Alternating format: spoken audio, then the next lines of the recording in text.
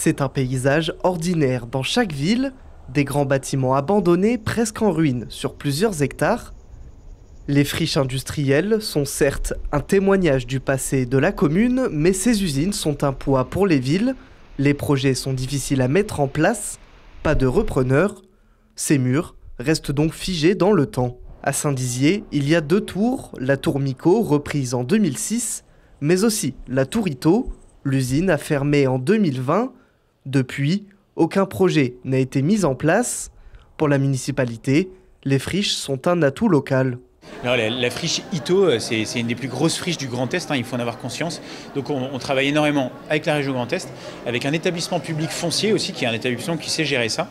Ça va prendre des années parce qu'il faut identifier le niveau de pollution et il faut ensuite voir combien ça va coûter de dépolluer tout ça. On en a pour longtemps. La ville de Saint-Dizier et l'ensemble de son bassin est un atout pour la France parce que les industries trouvent ici ce dont ils ont besoin. Des terrains, des friches à rénover où ils peuvent s'installer et surtout un savoir-faire. Et les Bragards, franchement, on sait travailler, on sait ce que c'est qu'une usine, on n'a pas peur de ça. Et ça, les industriels, ils le savent et ils s'installent ici.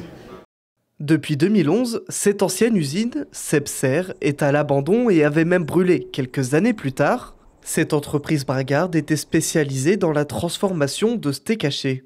Dans la commune de Vitry-le-François, c'est un autre terrain de 5 hectares qui lui aussi est concerné. La friche Sarreguemines, fermée depuis une quinzaine d'années, va être détruite puis reconstruite.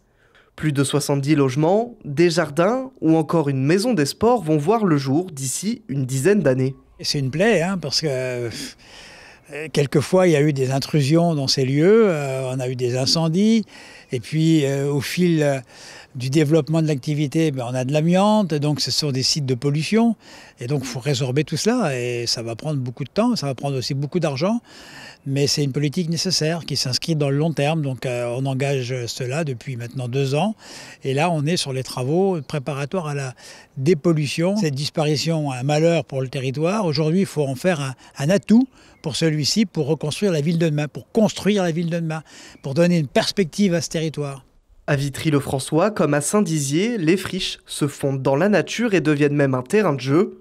Dans le département de la Marne, il y a 199 sites industriels abandonnés, presque tout autant en Haute-Marne. Pourtant, ces bâtiments sont des fois réindustrialisés, comme la friche Renault, reprise depuis maintenant plusieurs mois.